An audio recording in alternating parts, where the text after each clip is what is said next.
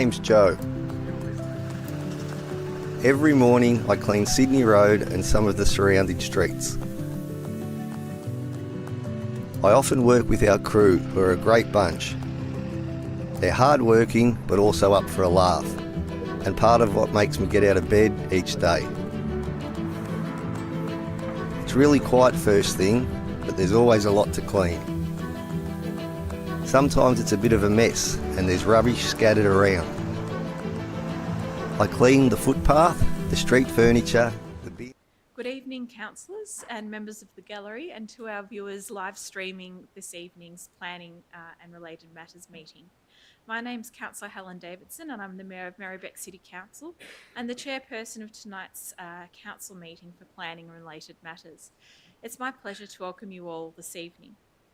We are meeting on the traditional lands of the Wurundjeri Wurrung people, and I wish to pay my respects to their elders past, present and emerging, as well as to all First Nations communities who have significantly contributed to the life of this city, and all elders from other communities who may be with us today.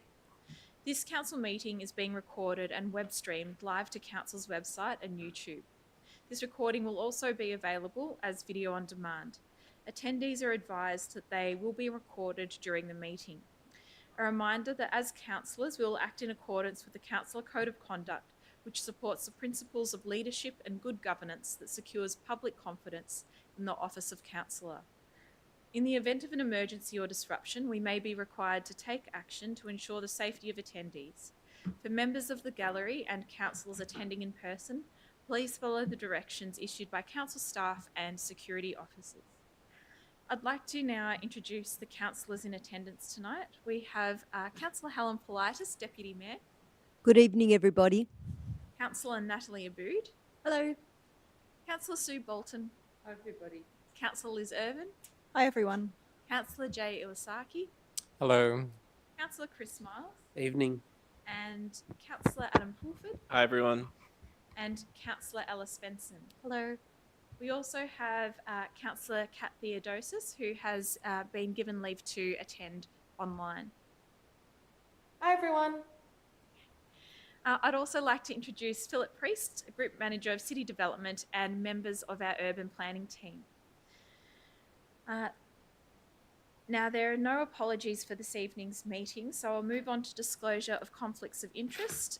Councillors, are there any conflicts of interest? Thank you, Jay. Please state the nature of your conflict of interest. I live adjacent to the property and I'm familiar with the objectors. Thank you. So immediately before we consider the item, I'll ask for you to provide these details again and then ask that you leave the meeting before this item is moved and return after the item has been considered and voted on. So, councillors, could I please have a confirmation of the minutes for the Planning and Related Matters meeting held on the 28th of May? Moved by Councillor Jay Iwasaki, seconded by Councillor Helen Politis. All those in favour? I declare that carried. I'll just give a brief introduction in relation to how this evening will run. For the item in relation to a planning permit application, the relevant planner will introduce the report and the officer's recommendations. I'll then give any objectors and supporters the opportunity to make their submission. After this time, the applicant will be given an opportunity to speak. So if you're making a submission, please state your name for the record. You are requested to present your viewpoints clearly and concisely on why you oppose or support the planning application. Please do not repeat what other speakers have earlier said in their discussion and keep the points focused on relevant issues and not points previously raised. If you oppose the planning application, please inform the meeting why you oppose it and suggest an alternate approach that would satisfy your concerns. Please use this opportunity to focus on your concerns rather than matters of detail in the officer's report. So there's a time limit of 3 minutes for each speaker and the permit applicant, but as chairperson, I do reserve the right to increase or reduce the time available to any speaker. So we'll move on to presentations of reports. So we have one report this evening, 5.1, 27 Bree Street, Brunswick, application MPS 2024-648. Does any councillor have a conflict of interest to disclose? Yep. Could you just again repeat the nature and the...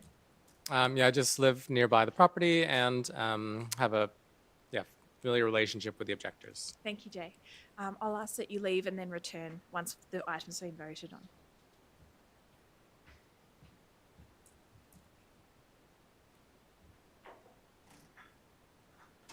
Thank you.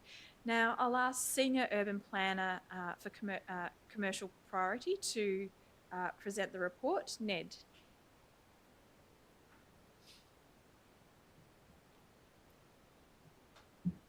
Good evening all.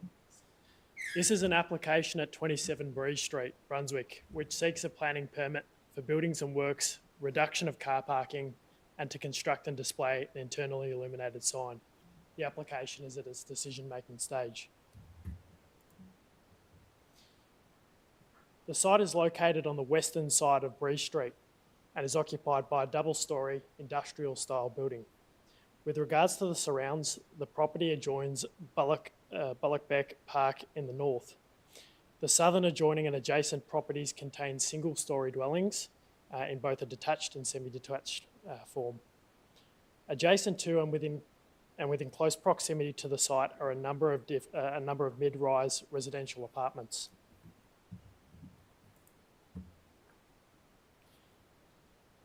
The site is located within the Commercial 1 zone and is included within the Brunswick Activity Centre. The property is also affected by the Design and Development Overlay and the Environmental Audit Overlay. It is proposed to use the land for a food and drink premises, which does not require planning permission within the Commercial 1 zone. Other elements include buildings and works relating to the construction of a 5-space bicycle enclosure within the property's frontage, signage displaying the business name, and the reduction of on-site car parking to 0. Originally, the application sought permission for a food truck and parklet, however, acknowledging the applicant has since withdrawn this from the submission. Originally, the application sought permission for the sale and consumption of liquor. Planning Scheme Amendment VC 286 was introduced on July 1st, 2025, which deleted Clause 5227 licensed premises from the planning scheme. Council no longer considers the sale and consumption of liquor, and this forms part of a liquor licence application to be granted by Liquor Control Victoria.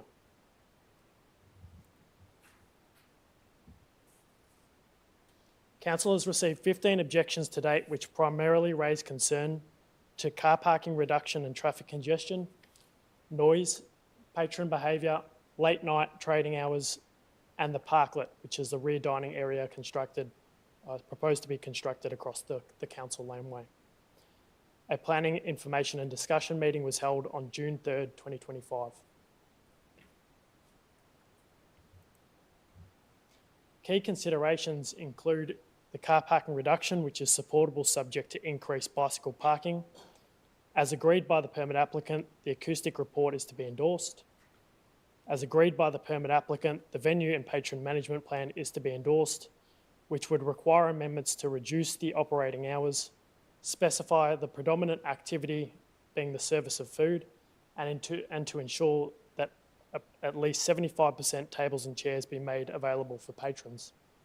Signage is also supportable subject to conditions requiring no flashing lights and illumination only during business hours.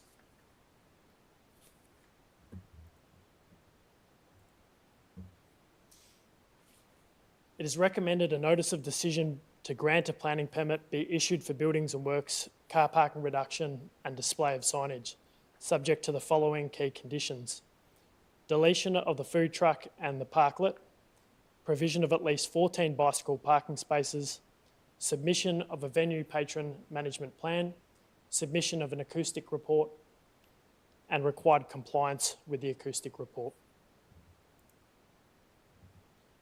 A Part B recommendation is also recommended that in the event that a restaurant and cafe liquor application be referred to Council by Liquor Control Victoria, that Council does not object to the issue of a restaurant and cafe liquor licence subject to conditions that ensure the predominant activity is the serving of food and addresses potential off-site amenity impacts, through tables and chairs, again being made available for 75% of patrons, restricted hours of operation, and implementation of the venue and patron management plan and acoustic recommendations.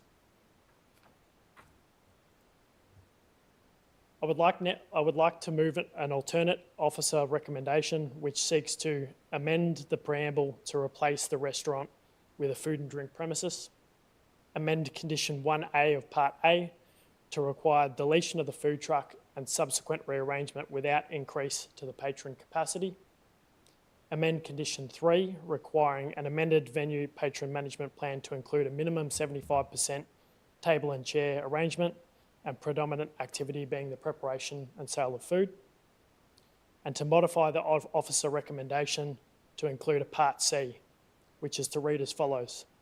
In the event that a general liquor licence application is referred to Council by Liquor Control Victoria, Council resolves it does not object to the issue of a general liquor licence subject to conditions to ensure the predominant activity is the serving of food and to address potential off-site amenity impacts through the table and chair arrangement. Thank you. Thanks very much. We have two objectors who are in person this evening and who have indicated they wish to speak. The first is Rachel Cabanel. Rachel, please come forward.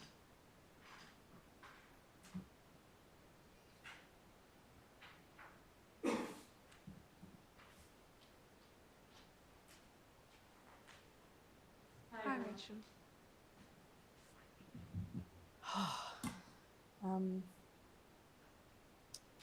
Sorry, I'm going to read off my phone. I hope that's okay. I wanted to try and keep it to the 3 minutes. It might be just over, but it's not very long. No problem. Over.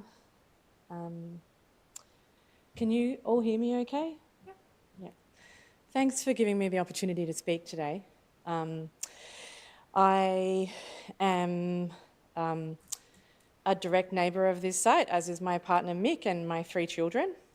We've lived through a lot of change in Bree Street. And I think basically all of it has been good. When we first moved there, I don't know if any of you have been to Breeze Street, but there was not a single apartment building in the whole street.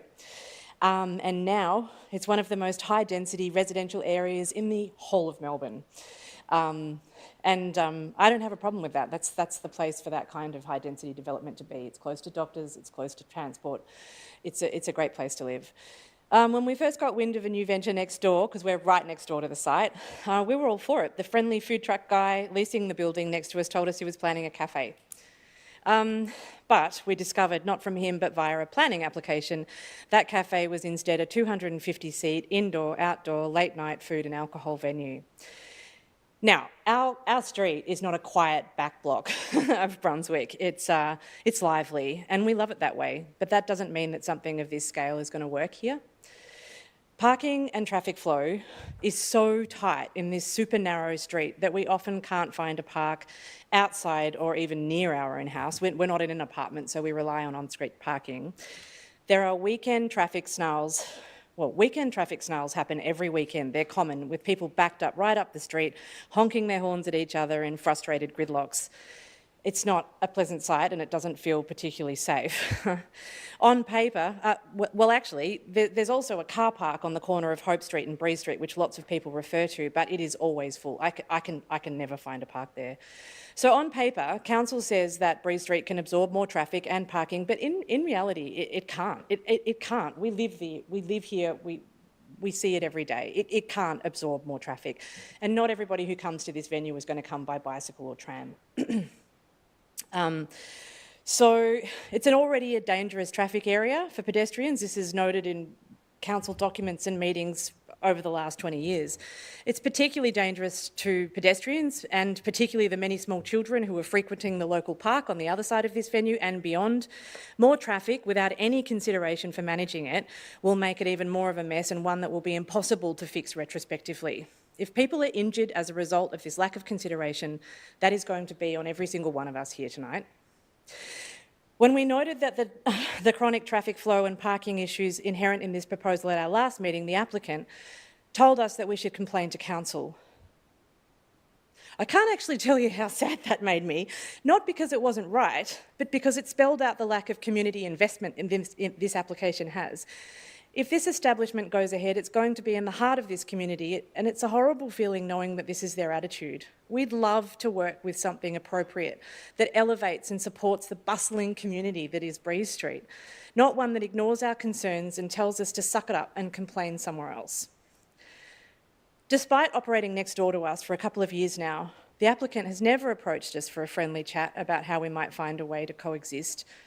It feels like they've found a cheap lease in a residential street and struck it lucky because the zoning has not kept up with the profound residential transformation in this street, and they're determined to push ahead and exploit that regardless of the heartfelt fear and concern on the part of their neighbours in the middle of a community that they want to be a part of. We know that we have very few real rights to object to and challenge key aspects of this proposal. The commercial one zone, by bureaucratic default, removes our right to object. We do have a narrow right to object under the Liquor Commission's Reform Act on the basis that the application will detract from the amenity of the area, and we urge Council to join us on these grounds and not let the application through in its current form. We urge the applicant to go back to the drawing board and create something more appropriate for this area and bring their neighbours along with them. We've got no objection to more food and beverage venues around us. It's one of the many things that we love about Brunswick. But a 250-seat indoor-outdoor dining and drinking venue open late presents serious noise pollution and associated antisocial behaviour issues that will be a huge problem in such a densely packed residential zone. The proposed venue has no designated area for smoking and vaping, so patrons will have nowhere to go but out onto our footpaths. The venue also proposes home delivery, which we fear amounts to scooters and noise and safety issues, since again there are no designated areas on site. Rachel, I'm just conscious of time. Yep, I'm nearly done. A venue of this size will also bring with it a substantial waste management challenge, adding to what is already a heavily congested bin collection, and I will wrap it up here.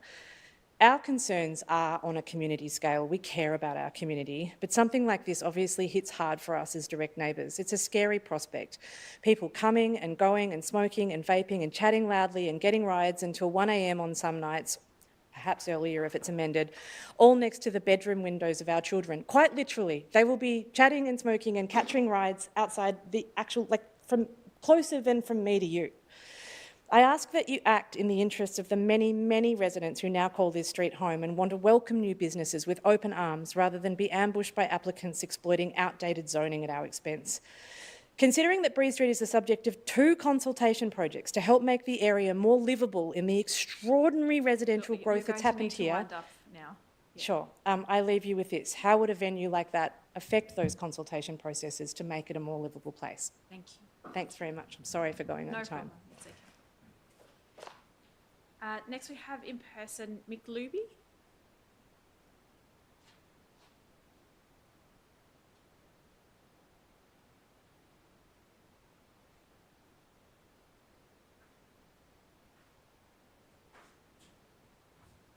Evening all, thank you. I'll just do that. Everyone can hear okay? Apologies if I stumble on the jargon. It's not easy for your average resident to find the time and courage to face this intimidating world of planning legalese. So I'm one of 15 objectors, as noted, and I assure you I speak for all. My partner Rachel has covered how this proposal affects the people of Breeze Street on the very real and human community level. I'm going to attempt to talk about it from the planning law perspective based on the advice of one of Victoria's top planning and environment barristers. And I urge you with all my heart to take the time to consider and understand it. And regardless of what the application's planning consultant tells you, or even what I might say, you need to understand for yourself what is right and what is legal. Take either of our words, don't take either of our words for it, look for yourself. It is incumbent on Council's planning officers to make legally valid recommendations to Council, which, based on the legal advice of our planning expert, I believe they have not. And it's incumbent on the elected councillors to make sure they don't allow a legally invalid report to determine any decision or vote tonight. You've all received a copy of Nick Tweedy's SC's Memorandum of Advice to Council, which clearly states that a decision by the responsible authority to decide an issue to issue a permit for this proposal in its current form and based on the material provided to it would be legally invalid. Council's planning officers have had a couple of days to consider this memorandum and made only minor adjustments.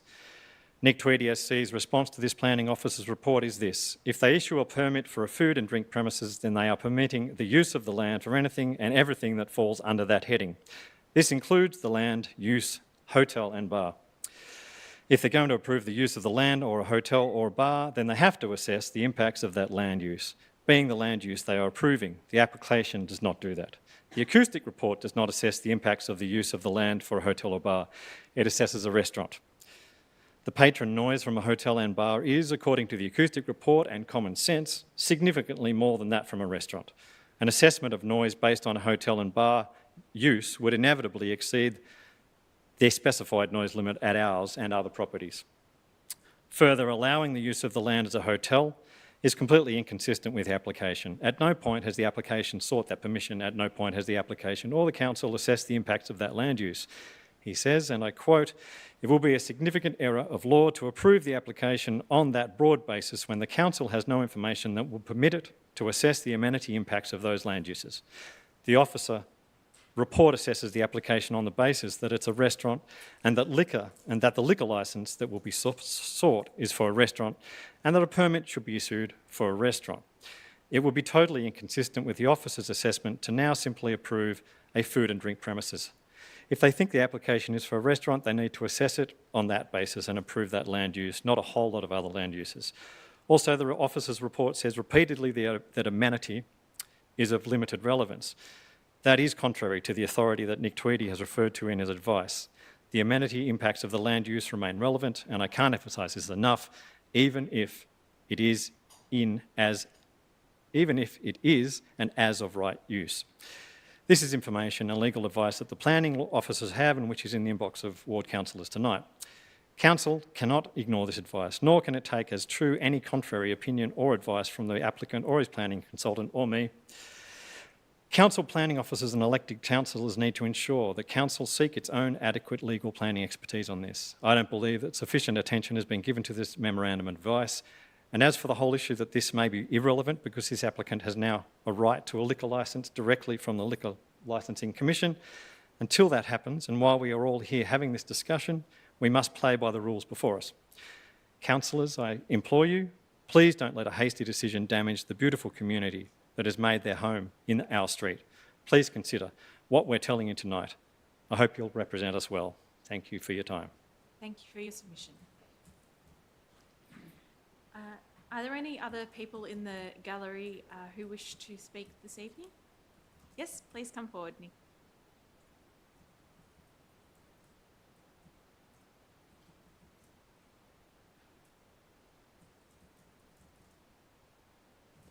Nick Dolby, West Brunswick. I've been to all three bars, music venues in this block. I have been to Tempo Rubato in Breeze Street in this block. I have been to Bar Usu, which is on the corner of Florence Street and Sydney Road, essentially the same block. I've been to the Edinburgh Castle, which is on the corner of Sydney Road and Albion Streets in the same block. They have not caused massive problems to the community, even though they have been there for many years, a couple of decades. Edinburgh Castle, 1880s, 1860s, 70s. I don't see having a restaurant in this commercial one zone that was zoned so that the street frontages would be activated is going to be an issue. I don't see that this venue is going to create any more problems in traffic than that generated by the residences in this street. And I don't see pedestrians suffering from a crossover being converted into a pedestrian footpath. So I personally don't see any reason to object to this application. Thank you. Thank you, Nick. I'll now call upon the permit applicant or a representative of the permit applicant to make a submission. And we have Alistair Kennedy. Good evening, everyone. Thank you for having me. I had an opportunity to send you all an email in response to the email I think that was sent to you previously, unbeknownst to me, by the objectors from 25 Bree Street, and I note for the record there's nobody else from Bree Street here to object at all. Very clearly, I agree, and my client agrees with the recommendations that have been made by the planner. We've been on this matter for a tortuous amount of time already. I've listened to all sorts of objections, including will the flower beds next door be disturbed and so on. And unfortunately, councils allow any objection to be heard no matter what. Liquor Control Victoria doesn't, and neither will VCAT. So we're here and we're going to go through this process. Nobody's pretending that this is a nightclub application, a tavern application, or anything else by stealth. It's been very, very clear that it's a restaurant, and I detailed to you that the modern form of a restaurant has evolved since 1998 with clear legislative intent to include those activities that are necessarily incidental. A cafe, a bar, a wine store, takeaway food and beverage and so on. If you were going to run a nightclub, you wouldn't be agreeing to have 255 seats, of which 75% would be mandated at all time, and the predominant activity being that of food. And I've listed for you modern sorts of restaurants where people can have a drink at the bar, a coffee, a pastry, an 8-course degustation meal, after-show cocktails, take out in a bottle of wine, or a combination of all of the above. That's all this is. Let's be very clear. This is a restaurant. The planner has given you a series of recommendations there, which include some quite restrictive conditions that normally perhaps I wouldn't agree to. But in this situation, to ensure that everybody clearly understands this is a restaurant, we have no problem with those conditions at all. Secondly, the idea of a general licence is simply that the cafe and restaurant licence under the liquor control categories does not normally permit the sale of off-premise liquor, and that's why we're going for a general licence. Now, in terms of the acoustic assessment, again, the Epstein files aren't here. There's nothing in here that's hiding or subversive or anything. Renzo Tonin simply decided to measure the potential acoustic stuff at levels which would be tavern inputs, would be at a much higher level, just to show that even at a higher level there would be conformance. So there's nothing in there that's at all sneaky. And then I make the point that, you know, there are many interesting places to eat in Merri-bek. One of my other clients opens on the 10th of August at 391 Sydney Road. He's got a 3 a.m. wine bar with live music and entertainment. Obviously, he doesn't have residents nearby and so on. So, and that's going to be a fantastic quality wine bar. I'm having dinner tonight at Waxflower, which is round the corner in Lygon Street. Again, another place that manages to combine music at a level at background. However, it provides a very interesting mix of hospitality. As we know, this place will provide employment for local staff, local contractors and so on. It'll complement the adjacent parkland, and I believe it will enrich the cultural fabric of the suburb. We've heard slurs, we've heard innuendo, we've heard defamatory remarks along the way. I'd simply urge you to support this proposal. It is what it is. It walks like a dog, it barks like a dog. It's a restaurant. Thank you. Alistair, I might ask that you remain there just in case councillors have questions for you. Councillors, are there any questions for Alistair tonight? Hello. Councillor, Deputy Mayor Politis. Hello. Thank you for your submission. I know Bree Street really well. My parents used to work in factories there. I'm really happy that it's become what it's become, and I'm really committed to street activation. But when I went and had a look at the site, just to reacquaint myself with it, it seems very small for 255 people. Well, the plans are to scale, and we're assured that that capacity is permitted. So will you... I mean, there are, if you were to... I recently wrote to council because I looked at 30 planning permits in Merri-bek within a 2-kilometre radius and 30 liquor licences, and by the way, at least 6 to 7 of those are in breach of either their liquor licence and their planning permit in terms of capacity, trading hours and so on. But there are large-scale venues that are not that far away that are seated restaurants that are in fact in internal courtyards in apartment buildings. The size of this place is really not that out of scale these days. Your average restaurant now is probably 100, 120 seats, and this is over 2 levels. And you've just answered my next question. Yep. Is that over 2 levels? Yes, it is. Yeah. And there would actually be 2 different styles of food operation in there. The applicant is a restaurateur. He's a food truck guy. He operates food trucks all around, and at festivals, at Queen Victoria Market, etc., and all around Australia. He's currently on tour as well. His background is food. He's not a nightclubber trying to open something by stealth in Breeze Street. Thank you. Are there any other questions for Councillor Bolton? Hi. I was wondering if you'd be interested in, or would find a slight reduction in the capacity, in the maximum capacity. Like at the moment, it's, if I read the report 255, correctly, it's 255. Yeah. I was wondering if, it could be something like 200 or... So that's a 220. 25% reduction. No, I'm just wondering, just to, Can I ask on what basis? I'm just thinking, it's quite a large number of people in terms of acoustic reports and all of that, even if the background noise and all of that is, totally reasonable. And I guess it depends on if you're going to have a large number of people coming and going at the same time. So I'm just more thinking about all of the different, I'm just interested in your response. To address the acoustic side of it, and I've presented a lot of material. There's been management plans, all sorts of stuff, acoustic reports presented. Those acoustic reports are independent. They're VCAT accredited specialists that we use all around different venues. They're satisfied that with 250 people in there, that the noise attenuation measures that are in that report, which would have to be obviously completed before we could use the planning permit, if they are completed, then there won't be an issue at all. In terms of coming and going, this is not an old-style 3 a.m. nightclub where everybody spills out on the street at the same time. That's not the way the restaurant business works. Some of the objectors said to me at one of these enforced video mediations, nobody eats in Melbourne after 9 p.m. We have those sorts of attitudes going on as well. Some people like to eat early, some people eat late. Some people will come for a cocktail after dinner where they've been somewhere else. You're not going to have 255 people streaming out at the same time. I've been a hospitality operator for 40 years. I know what I'm talking about. That's not that sort of a place. I've run loud nightclubs and music festivals. This is not that. There are enough conditions in place here to prevent that anyway. The voluntary reduction in capacity after the voluntary reduction in hours at the moment, I can speak on behalf of the applicant and say no, he wouldn't be agreeable to those at this point. Yeah, that's all. I was just really asking. Yep. Yes.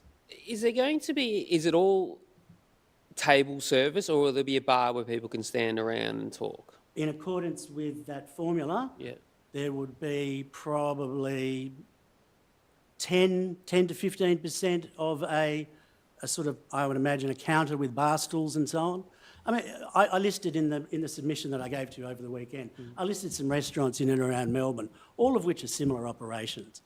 If I go to the Florentino Cellar Bar in Burke Street, I can sit at the bar and have a bowl of pasta and a glass of wine. I can sit at the bar and have a cocktail. It represents a small percentage of their operation. And I think from memory they operate under the old-fashioned 75-25 rule, which is what this is echoing anyway. No, this is not a vertical drinking establishment. You can see that clearly from the plans. And also, I don't think that you can run a restaurant and have a large bar area, because I've seen it happen before where you've got people jostling each other at a bar trying to get a drink, and you're over here trying to sit down for a fairly expensive meal. The first thing that suffers is the restaurant. It goes. This is not pitched at 18-year-olds out for their first drinks. Councillor Abood. Thank you. We're not talking about Burke Street, and if you were in Burke Street, you'd be listening to... Oh, Nat, your mic. Sorry, we're not talking about Burke Street, and Burke Street would mean you'd be drowned out by the beautiful, big, amazing open bar, which is directly across the road, which opened a year or so ago. So just to make that distinction. I take objection to that remark. Continue, please. I'm just clarifying that this is... I don't think it's the debate, sorry. So there's no option for objection. It's there's 25%. Abood's asking a question. If we're saying 75% of seats need to be provided, that means 25% of people would be legitimately able to stand up. You talked about the proprietor as somebody who does food truck stuff. I'm interested to know where the delineation is between food truck going to high-end degustation menu and an upmarket, like who is the proprietor, if I can ask, and what, like to give us a better idea of who will be trading there and how we work out the difference between going from food truck, which generally does associate with people standing up drinking and smoking and, you know, in a, like you were talking about, a festival scenario, to transitioning into a seated, more formal meal. Like, could you tell me more about who the proprietor is? Okay. Firstly, I'd like to place on the record the objection to the earlier remarks. Secondly, in terms of the fitness or propriety of the applicant, I believe that that's outside your scope. Planning permits run with the land. They are not particular to a particular applicant. I'm happy to explain the applicant's background, but I put it to you that that's not what you're here to decide. Okay, well, I've asked the question and you're not letting me know, so that's if fine. you'll allow me to continue. Firstly, let's tick all the boxes. We're in a Brunswick activity zone, we're in a commercial 1 zone. He already has an automatic planning permit for a liquor licence as of July 1. So we've ticked all those boxes already. What you're concerned about is that somebody who has the ability to operate in one genre is somehow questionable to operate in another. And as someone that has operated large-scale music festivals, small bars and restaurants, I put it to you that I don't quite understand the question. Okay, I can see that's the case. Another question I'll ask you is, with regard to the acoustic report, does that consider with the roller door up until 1 o'clock in the morning? Has that been taken into consideration with context to the acoustic report that we're talking about? Firstly, if you need to go through the acoustic report, we should table it now for everybody to understand that. Secondly, from what I remember of it, the roller door is down at all times and the entry to and from the venue is via glass doors that are on the right-hand side of the roller door. So we can expect that the roller door will be down all the time? I think that's in accordance with the acoustic report, yes. Right. And also, I'm happy if you want to condition that. That's not an issue again. Okay, that's good to hear. The only reason I'm asking about the roller door is I couldn't see any other way that patrons would get to the parklet if the parklet is then approved at a later stage through another council process, which is something we can't talk to now in terms of our decision making. So my concern was just that if the parklet ends up being considered and then approved, is access around through the front of the building? So the roller door that you were referring to is the front one on Breeze Street or the rear one? The rear roller door that backs onto the park. Yeah, I can't answer that now because we've taken the parklet off the table anyway. But you can say that the roller door will be closed at all times? That's not now part of this application. I believe so at the back, yes, but the intention would not be that it would be used as an entry to and from the laneway and the parkland, no. Thank you. Yeah. If the applicant chooses to make an application subsequently for the parklet, we'll see what happens then, but there's no instructions to do that at the moment. If there's no further questions from councillors, Alistair, please take a seat. Is there a motion that councillor wishes to put forward? Councillor Irvin. Yes, I'm wondering if I can move a combined, like I guess the alternative officer recommendations together with the amendment that was also circulated earlier. Sure. Just as We'll one. pull that up on the screen. Mm-hmm. And in the interim, is there a seconder for Councillor Irvin's motion? Councillor Abood.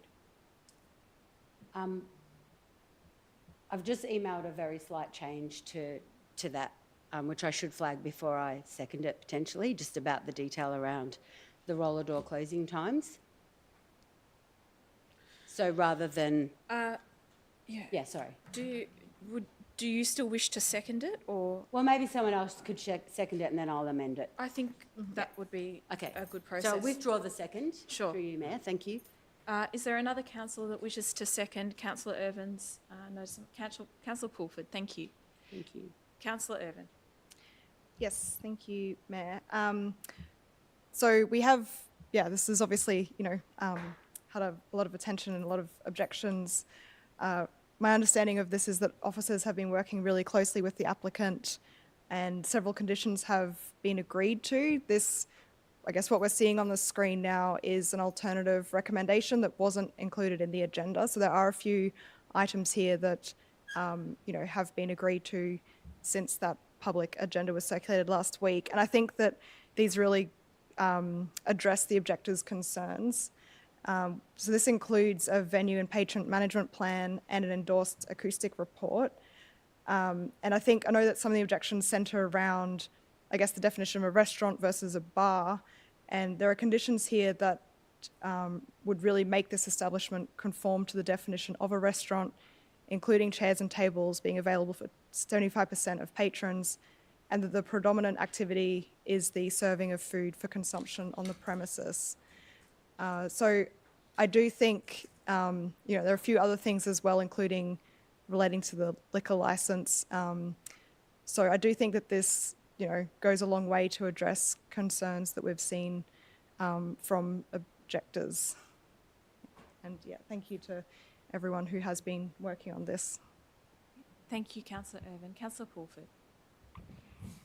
Yeah, look, I don't have much further to add. I know that these conditions won't address all of the concerns that the objectors had, but kind of, as objectors have acknowledged, we're not operating in a perfect system, and this is both officer and councillor attempt to address some of those concerns in a way that a lot of it has been agreed to with the applicant, which means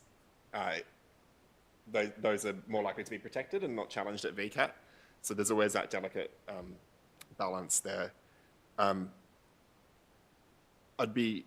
cool. Yeah, that's all I have to say. Thanks. Thank you, Councillor Pulford. Councillor Abood.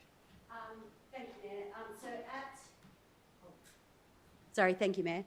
So where, let me just find, at Venue and Patron Management Plan, point 3, I'd like to propose at point 3E, where it says the external roller door on the rear western facade of the building must be closed, blah, blah, blah, just that says at all times after the word closed.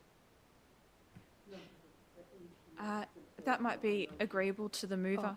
Can I just ask a question about the amendment? Go ahead. I'm just looking at the plans, and am I right in understanding that if the roller door is, I'm a bit confused between what the applicant said and what's on the plans, because, and I could just be misunderstanding, but what's on the plans makes it look like if the roller door is down all the time that there'll be no way to get out of the back of the building.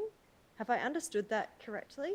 I'll hand that to Phil. That's on page, 23.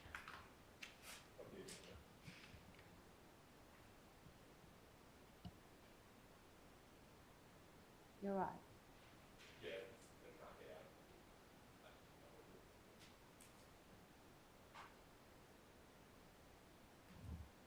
Because there was mention made to a glass sliding door, but I can't see any of that in the plans.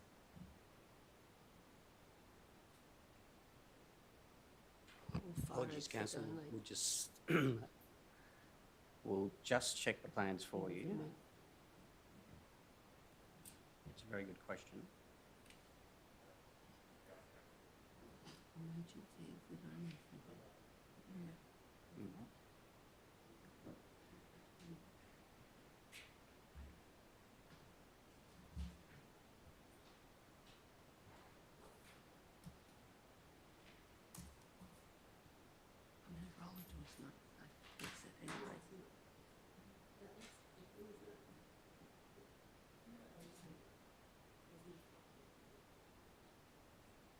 Ask an extra little question. I guess the thing is, well, a roller door itself isn't the same as an emergency exit, isn't a very safe emergency exit.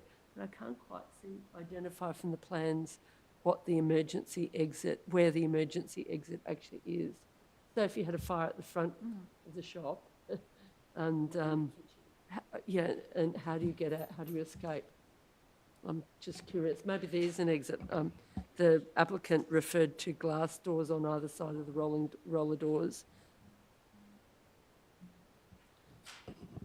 Through you, Mayor, looking at the plans, Councillor, the question from Councillor Stanton is correct. I don't see another exit to the rear.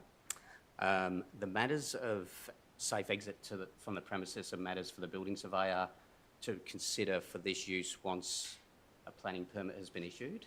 So if the alternative motion was moved, it may well lead to a consideration at the building permit stage as to whether the exits to the front of the property are adequate for fire exit in case of emergency, and if they are inadequate, then it may require a new door or exit to be provided to the rear, which would then trigger, to be able to get a building permit would require that change, which would then trigger an application back to council to then amend this planning permit to provide for another safe fire exit, if that was required under the building regulations. Sorry. Through you, Mayor, I'm interested to know if there would be any chance that a venue, whether it's a bar or a restaurant or a tavern or a Pilates studio that has 2 stories and 255 patrons could operate with only a front entrance. Is it possible to get a condition to change the back roller door, or is that too technical to try and work up on the floor? I think if we adjourned slightly, then we could look at an alternative condition that might apply for both scenarios. The advice I would provide to council, though, is that at this point in time, you're not bound to make a planning application that meets building requirements and building fire exit requirements. They're matters that are dealt with under separate legislation. Yeah. So a process where if you move this alternative recommendation now, provided for the closure of the roller door at all times, if that didn't work from a building safety point of view, then that would be something where the applicant would apply to council to seek an amendment to the permit to potentially provide for a fire exit door in the rear of the premises, and that could be considered by council at that time to then get that alignment between the planning permit and the safety requirements under the building regulations.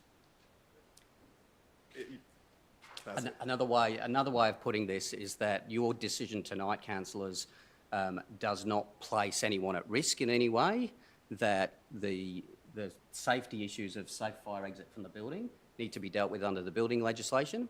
And if after a planning permit's issued, there's a need for some changes to the design, then the building permit couldn't be issued and the operator would need to come back to council, seek an amendment to the permit that you've issued to provide for that safety.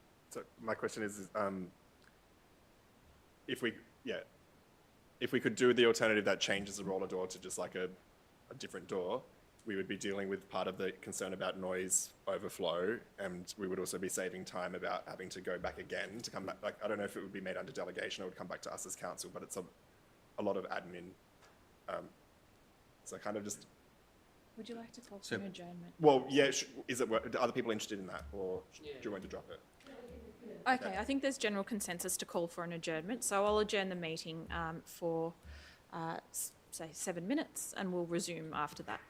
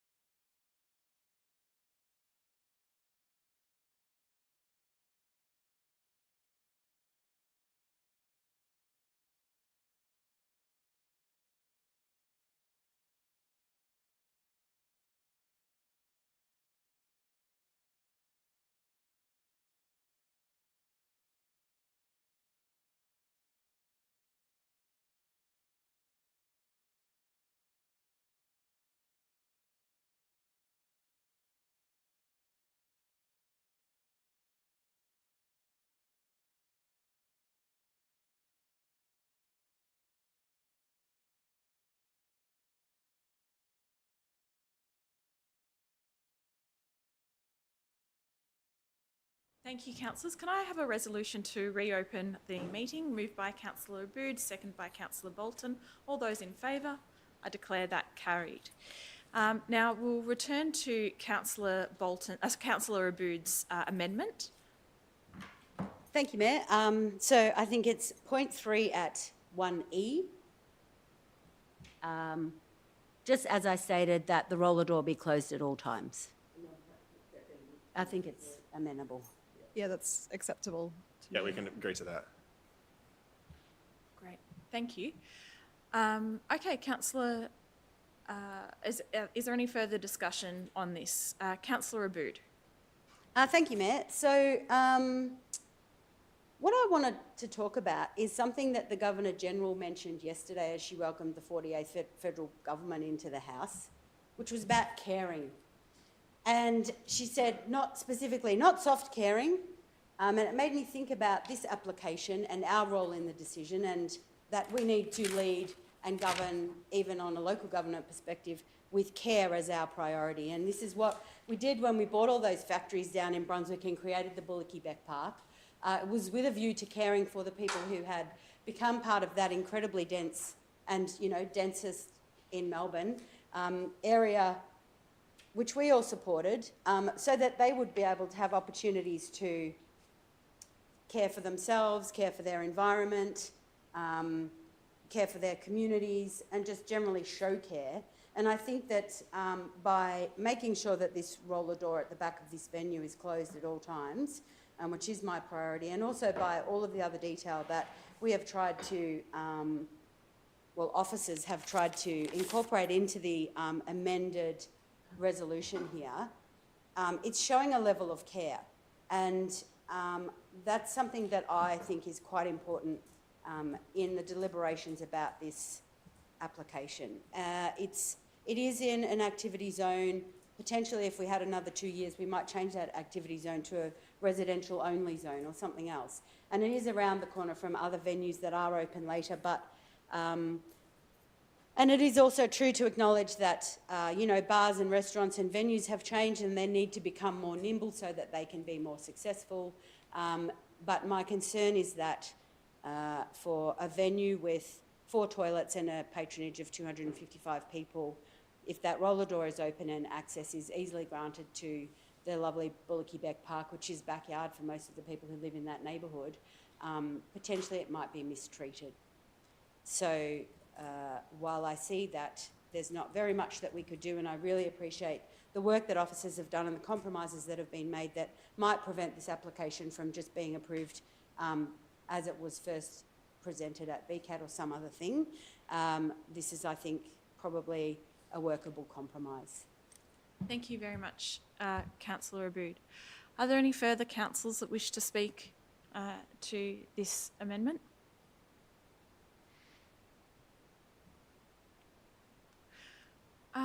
I'll just say a few words very briefly. I'd really like to thank the 15 objectors who took the time to submit their objection.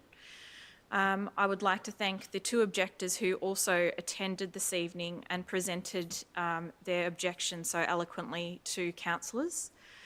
I think council has a duty and an obligation to listen to all objections that come in as the closest level of government to the people. That is our role.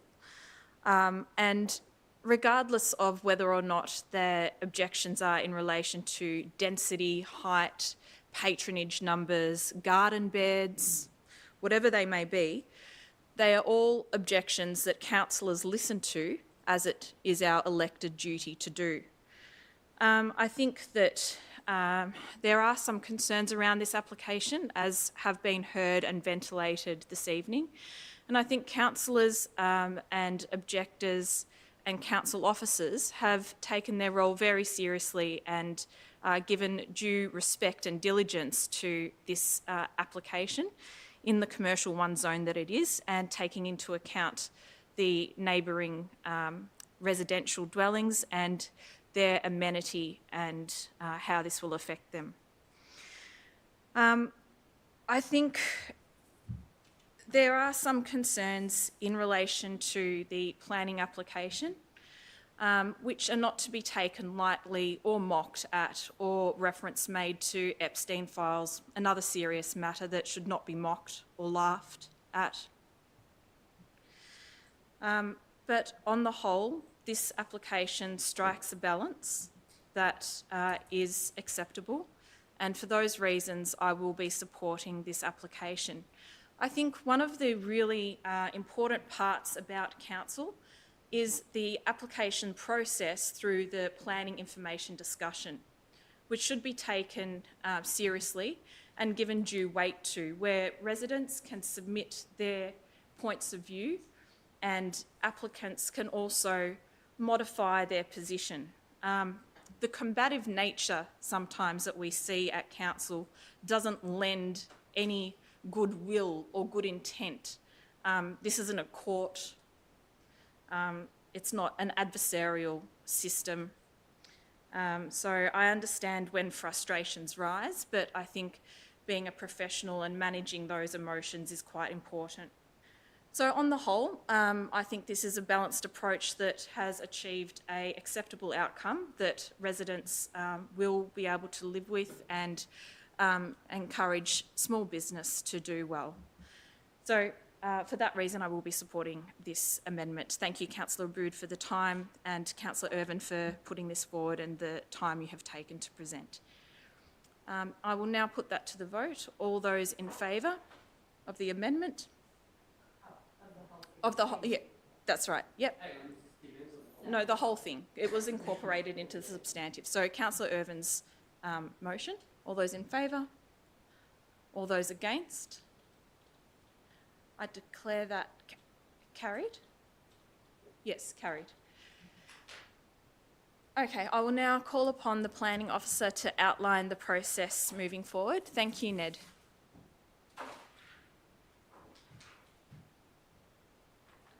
Thank you all. Council has decided to issue a notice of decision to grant an amended planning permit for buildings and works, reduction of a car parking requirement associated with a food and drink premises, and the erection and display of internally illuminated business identification signage at 27 Bree Street, Brunswick. Following the issue of a notice of decision, both the permit applicant and all objector parties will receive a copy of the notice of decision to grant a planning permit. Objectors will have a 28-day window of appeal to Council's decision at the Victorian Civil and Administrative Tribunal. In the event that no appeal is lodged to VCAT, a planning permit will be issued. If a permit is issued, the applicant has 60 days from the date of issue of the notice of decision to appeal any conditions of the permit. Thank you. Thank you. Thanks, Ned.